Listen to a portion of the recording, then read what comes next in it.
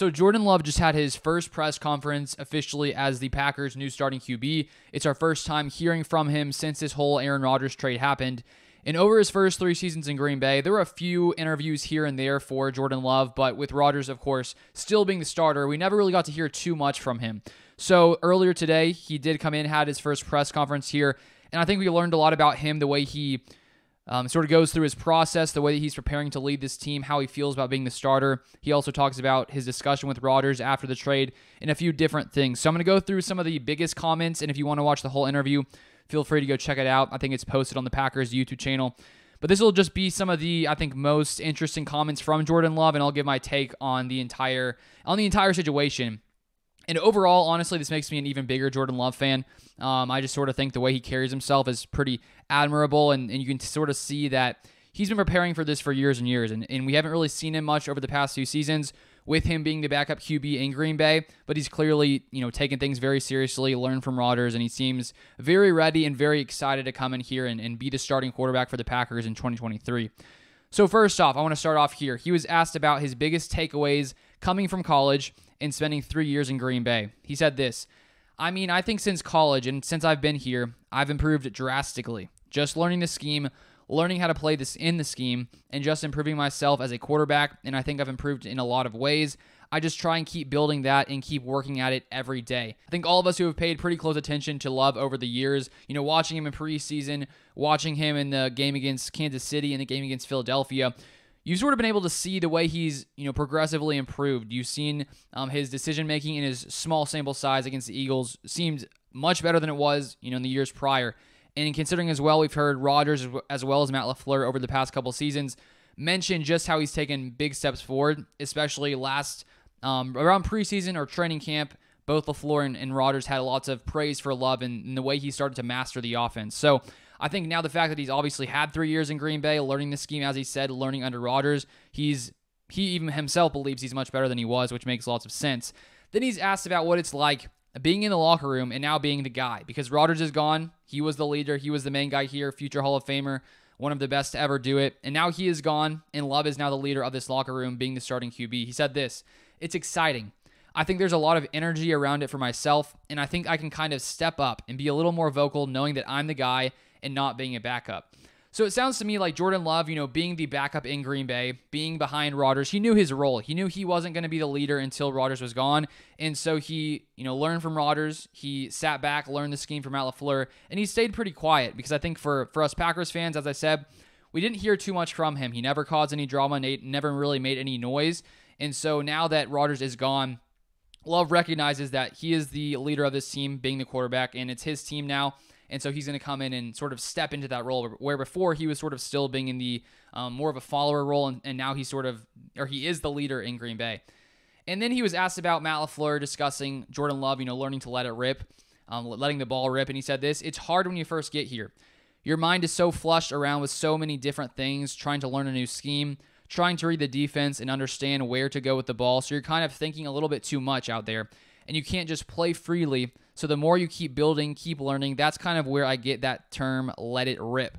I think when you look at any rookie, especially quarterback coming into the NFL, they have to come in and learn an entire new scheme, learn an entire new offense. And from lots of the interviews that I watched over the past week from these Packers rookies discussing Packers rookie minicamp, many of them mentioned how their college offenses were much more simple than the NFL offenses, and how these NFL playbooks are much bigger, much larger. There's many more things they have to keep in mind before every single play.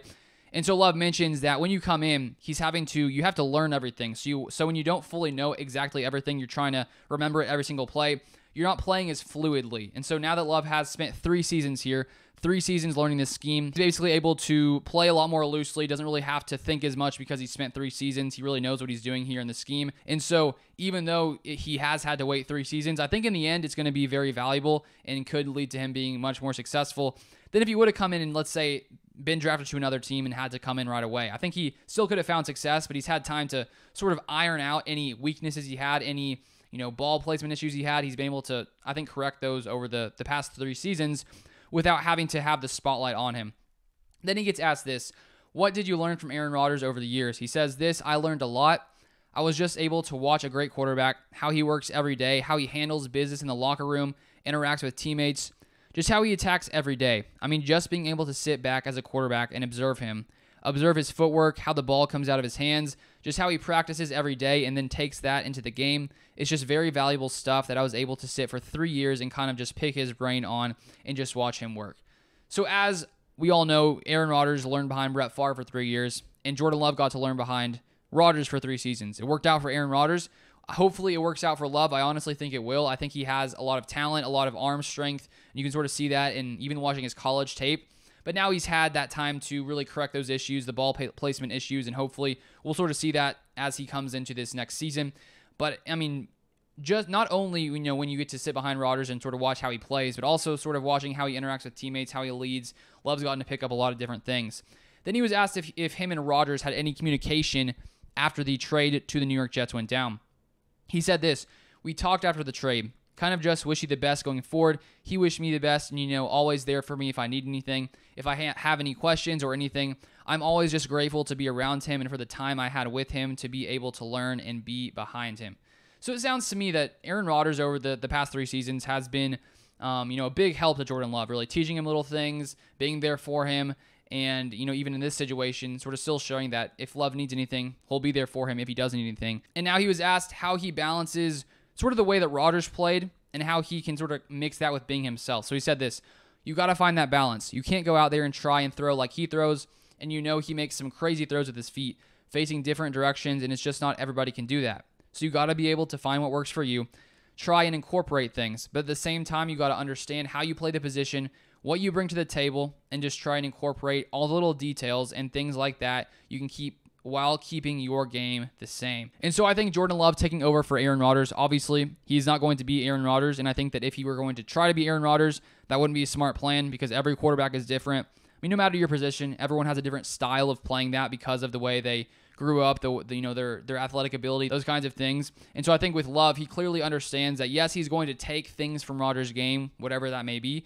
but he's also going to incorporate into his play style. So I'm excited to see how the different things he learned from Rodgers will incorporate into his game because Love is a big guy. He's fast. He's very athletic. And so I'm excited to sort of see how he combines everything he learned from Rodgers with his athletic ability. Because I think for Rodgers over the past few seasons, he still has a little bit of that scrambling ability. But considering he's, almost 40 years old now, he doesn't have that same quickness or speed that he once used to as a young player. And so it'll be exciting to see how Love can do with that added, aspect in his game because he is still very young. And I think that we're going to see a lot more of that coming into 2023. And then 2 more final things. So he discusses getting drafted to Green Bay.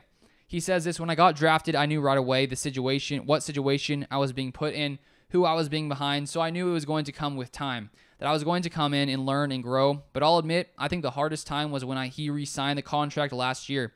It was kind of like, okay, well, where do we go from here? What do I do? And I think I sat back and thought to myself and just came back with the approach, let's just go ball out any opportunity I get.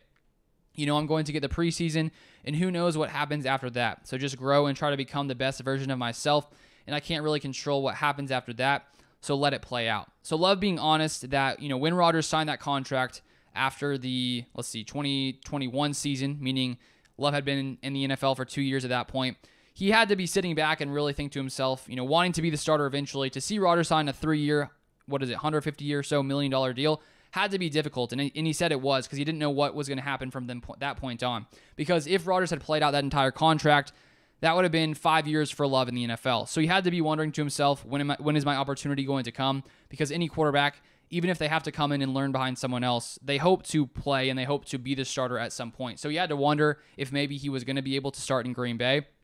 But obviously now, after that only 1 year in Rodgers' contract, Love now has the opportunity. And so things have worked out for him, I think, to be able to learn behind Rodgers and now get to finally play coming into his 4th season.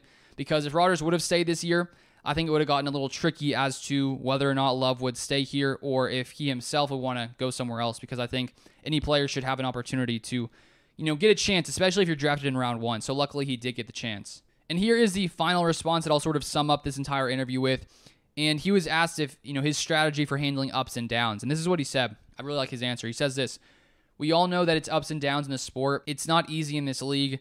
I know it's not going to be easy this year. One thing I do is that I just tell myself every day that I'm good enough. Like I said, I have really high confidence in myself.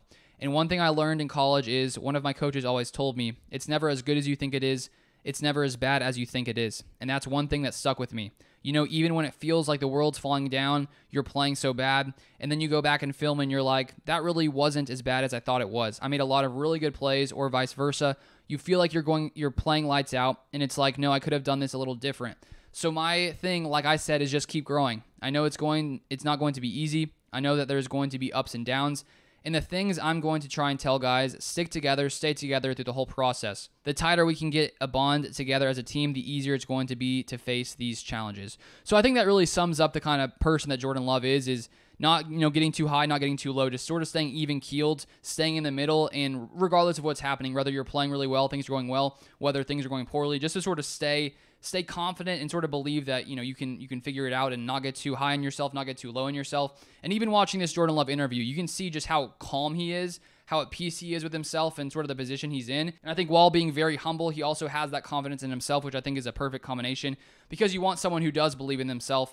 And I think that he clearly does. He believes in his ability, and he's very, honest about how he sees it, how he sees the situation. And so I think that honestly, coming in here, moving from Rodgers to Love, we'll have to see how things move together in his first season with all these new weapons, all these young receivers, these young tight ends. It could take some time to get everything figured out.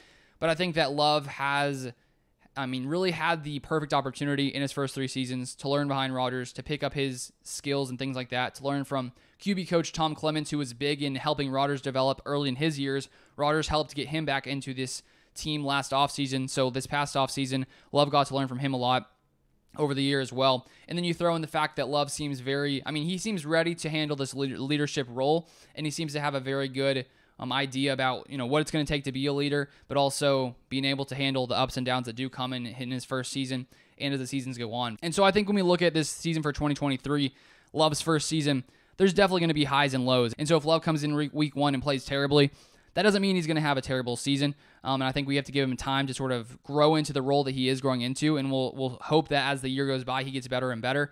But I'm excited to see exactly how this team looks and exactly how Jordan Love plays coming into the season, because I do think he has a ton of talent. I think that we've heard from all these coaches, and especially with the Packers being willing to move off of Rodgers and stick with Jordan Love, I think that sort of shows the confidence the Packers have in him.